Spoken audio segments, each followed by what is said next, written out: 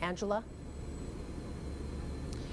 Yeah, Catherine, we have learned today that it appears the other deputy involved had his gun pointing in the direction of Sergeant Lucas. We also know that that gun was the deputy's personal backup gun. Lee Brand, some of their colleagues telling us that this was the wrong place for either to be promoting their political agendas. It's unclear what exactly sparked the smoke, but Fresno Unified officials say it appears to have started within the bus's engine. We're told that bus has now been placed out of commission pending an investigation. Take a look over here at this sign. You can see that the westbound 168 on and off ramps like this one will be closed, finding that nearly every officer involved shooting here in the last 5 years has been considered justified. From owning a bulletproof vest, as you just saw, with one click of a button on the internet, anyone can purchase one. To other fires that broke out years ago. Now, we're told that large fields of dry brush like this one were the choice of fuel. We begin today with team coverage on a 5.7 magnitude earthquake that rocked the valley overnight as the city moves forward with its investigation into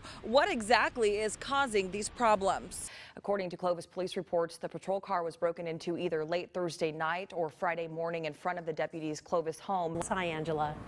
Hi there, Catherine. Yes, we are out here just outside of our CBS 47 studios among several folks from the Fresno Police Department who have been out here since 5:30 this morning. And this is their biggest tool.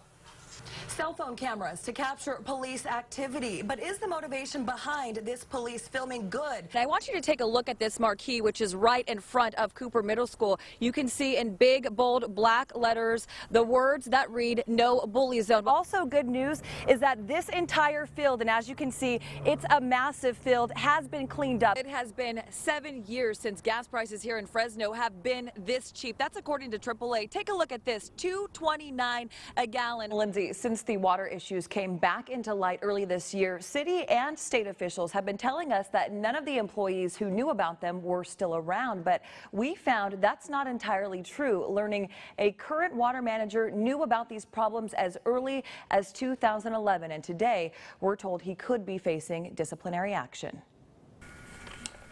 In 2004, Rhonda Rafiti says she first notified the city of Fresno about discolored water inside of her home. They were going to do a water quality test for me, but they never did. 2 years later, without testing the water, the city instead began supplying her and several other residents with bottled water. It shut us up, that's for sure. To this day, water delivery continues at Rafiti's home while water issues have resurfaced. Hundreds of Northeast Fresno homes now reporting discolored water, and dozens have tested positive for lead above the EPA's action level of 15 parts per billion. Current city officials say they were unaware of the problem before this year and claimed those who did know were no longer with the city. Eyewitness News discovered otherwise. I am writing to you today concerning the bottled water delivery. The proof on this paper in a letter Rafiti received in 2011 from a Fresno City employee named Ken Hurd, the chief of water operations, acknowledging the bottled water delivery. I said, did the city council ever decide on what to do? Rafiti says she called Hurd on the phone and asked about discolored water then, and then again in 2014, she says she made another call, this time taking notes about Hurd's responses. When I did ask if they would do a water quality test, he said they do not do water quality tests. How does the chief of water operations for the city of Fresno not look into something like this? We requested an interview with Hurd, who is still employed as the city's chief of water operations. He's seen here in a previous story. His supervisor, Public Utilities Director Tommy Escueda, agreed to interview instead. The rules are pretty black and white. This is what you shall do. Admitting that Hurd's position requires him to report any and all complaints of discolored water to the state, which was never done. If this man doesn't follow the rules of his job, which is to report something like this, Shall report. Then he should have some sort of punishment, be reprimanded in some sort of There's way. some process we've got to go through to understand exactly how that event occurred, and then, okay, now who are all the responsible parties? The city has now launched an in-depth investigation and is working to clean up the water issues. And while it's paying for a partial repipe at Rafidi's home this week, she hopes it too will hold the people who dropped the ball all those years ago accountable. He didn't do his job right. You know, this is the health and safety of the citizens.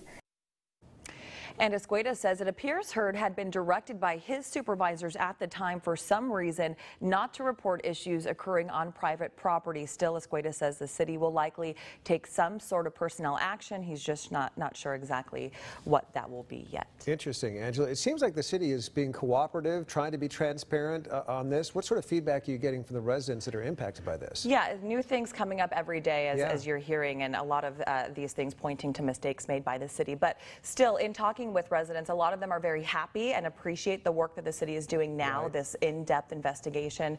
They obviously, though, wish it would have been done 10 years ago before the problem got worse. All right, Angela, thank you for that. Appreciate the update. Just hours after a tour bus accident killed 5 in Merced County, CHP officers showed up in Fresno. Eyewitness News learning this small building on F Street in downtown Fresno is one of the travel company's headquarters. This man telling us passengers load up and take off constantly. Every day. At nighttime, in the daytime, certain times, a lot of people come over here and catch the bus. DMV records confirm the bus involved in the deadly crash is registered to Autobuses Coordinados USA, a company that provides trips from Mexico to Washington, with offices in both Los Angeles and Fresno. According to the Federal Motor Carrier Safety Administration, as of May this year, the company has a, quote, satisfactory safety rating. But Eyewitness News discovering dozens of vehicle maintenance violations, 44 in the last 2 years, several of which involve brake issues. Others include a worn steering system and a tire so bald its interior was exposed. Federal records show the bus involved in Tuesday's crash was inspected just this past April and was found to have either no brake warning device or a defective one. We reached out to the Department of Transportation but received this email stating no one was available for comment. Our calls to the company's office in LA went unanswered. Please leave your message for 3. And in Fresno, employees locked the door, telling us they were closed for the day. I do it all the time. Just across the street, passengers waited at a different travel agency, ready to board a bus to Tijuana. Jorge Andrade says he takes the trip to Mexico twice a month and has traveled with Autobuses Coordinado many times in the past. You never had any problems with them? No. They're very reliable, and the drivers are very safe. I don't know what happened. You know. Hey there, and thank you for joining us tonight. I'm Angela Greenwood. New at 11, an elderly North Fork woman found murdered and her neighbor now behind bars. The Madera County Sheriff's Office says 76-year-old Bonnie Hale was found dead on her front porch yesterday morning. Today, I'm Joey Horta. And I'm Angela Greenwood, and today for Julie. Right now, we are waiting on a big change in the weather. This is a live look over Fresno right now. Clouds are rolling in. New at noon, more details today on the 8 people arrested in connection with a drug smuggling operation inside of Coalinga State Hospital.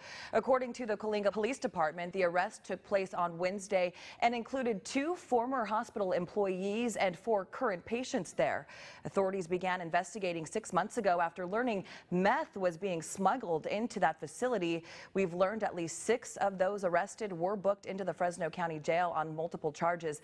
And today, the chief talking first to Eyewitness News. That it says will squash claims that the GOP nominee sexually assaulted them. Questions about Trump's behavior toward women have kept his campaign off message for a week, while Hillary Clinton continues to deal with hacked emails from WikiLeaks. Craig Boswell has the latest from the White House. Now the search continues for suspects after an elderly woman and her daughters were left with pillowcases over their heads by a group of robbers.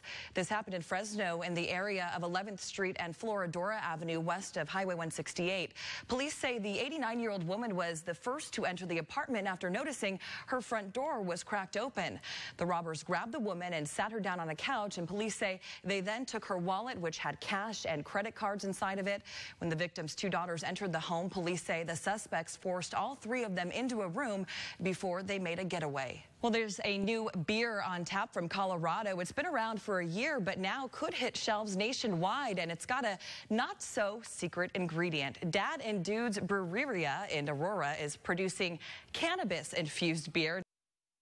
I don't know. Would you do it? I don't know about meat made in the lab. No. I don't know. But it seemed like people liked it. So, hey, Yeah. don't knock it till you try it, I guess. I'll take the real stuff, please. Coming up on Eyewitness News at noon, we'll show you what you missed if you didn't wake up to Eyewitness News this morning.